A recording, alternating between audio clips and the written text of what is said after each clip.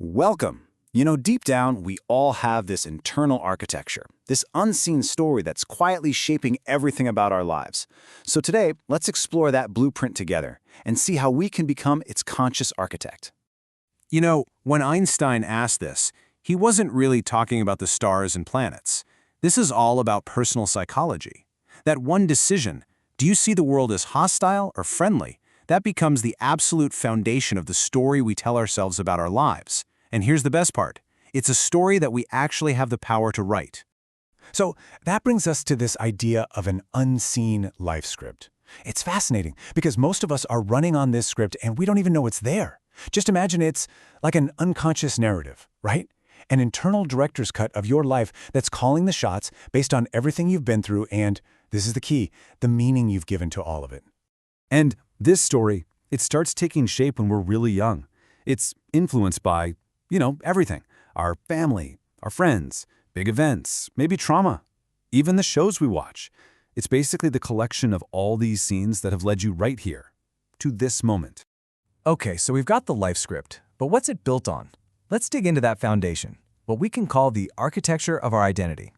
Every story is built on these core beliefs, like pillars holding it up. As we walk through these next few ideas, I just invite you to take a moment, reflect, and see if any of these questions resonate with you. First up, a poverty identity. And this isn't really about what's in your bank account today. It's about a core belief that financial struggle is just who you are. It feels like it's part of your character, right? Not just a temporary situation that you can actually change. Okay, this next one is so important. There's a huge difference between being victimized by something that happened in the past, and that's a real experience for so many people, and carrying the ongoing identity of a victim. See the difference? One is an event. The other is a story that can keep you stuck long after the event has passed. And that leads right into another really critical question. Are you a survivor or are you a sufferer? I mean, how we frame our challenges, it's everything, isn't it? The story you tell yourself about hardship, it doesn't just describe what happened back then. It's actively shaping your future right now. It determines whether those difficulties make you stronger or if they just become the reason you tell yourself you can't move on. And maybe, at the very core of all of this, the foundation of the whole building, is this one question about worthiness. Do you really believe you're worthy of happiness? It's incredible how many of our limiting stories come down to this one deep-seated feeling that we don't have a right to joy or success or just a sense of well-being.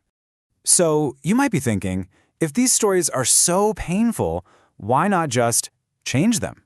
It seems so logical, right? But we resist. We cling to them. There are some really powerful, often unconscious reasons for this. Let's take a look at why that is. It's funny, our old story can offer this strange kind of comfort. It gives us a predictable identity.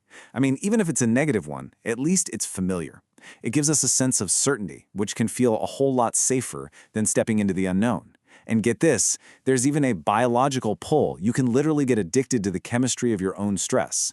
And, of course, maybe the biggest one, it can give us the perfect excuse for not trying because that protects us from ever having to face failure. And this idea right here just nails it. We get busy with what we could call safe problems to avoid the quality problems. What does that mean? Well, we might pour all our energy into fixing a friend's drama. That's a safe problem because it makes us feel busy and helpful. But we do it to avoid tackling the real quality problem, like finally leaving that job we hate. Why? Because solving that one, that would mean we have to change our whole story. Okay, understanding our story and why we hold on to it so tightly, that's the crucial first step. But actually rewriting it, redesigning that internal architecture, that's going to require some specific tools. Now, there are a lot of ways to do this, but let's look at two really powerful approaches. First, you've got transactional analysis, or TA. Think of this as the archaeology of your story. It helps you dig into the why from your past to really understand how your script got written. Then you've got cognitive behavioral therapy, or CBT. CBT is more about the here and now. It's less interested in digging up the past and more focused on changing the what in your present. It gives you these practical tools to catch a thought like I'm not worthy and actively replace it with something more empowering, right in the moment. Both are just incredibly useful. And sometimes even a simple diagnostic tool like this can be so revealing. Just take a look at these columns for a second. When you have a task to do you generally enjoy it or is it a struggle? When something goes wrong, is your first instinct to blame someone else or do you blame yourself? Just being honest with your gut reaction here can instantly show you the patterns in your current script. It shows you where your default settings are. So, once you have this awareness and you have some tools to work with, a whole new possibility opens up. You can start to shift from being just a character in the story, someone who's just reacting to whatever happens, to becoming the conscious author of your own life. And the process for doing this, it really has a few key steps. First, you just have to acknowledge the old script. See it for what it is, without any judgment. Then, you get to go back and reevaluate the key scenes of your life. And you realize, wait a minute, I have the power to give these moments a new meaning, a more empowering one. From there, you get to recast your own role. Who do you want to be in this story, starting today? And then you just start writing that next chapter, living it out one conscious choice at a time.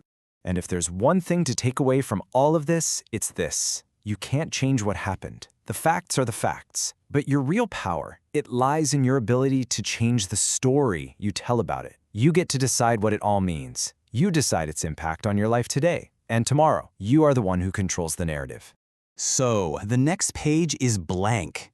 The architecture is yours to build. And the whole beautiful, profound act of becoming the author of your life, it all starts with this one simple, powerful question.